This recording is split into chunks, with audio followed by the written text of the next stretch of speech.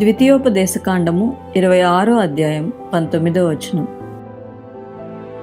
సమస్త జనముల కంటే నీకు కీర్తి, ఘనత, పేరు కలుగునట్లు నిన్ను హెచ్చించెదను. Amen.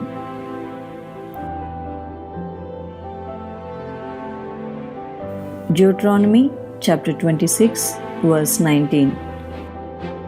He will elevate you to praise, fame and glory above all the nations he has made.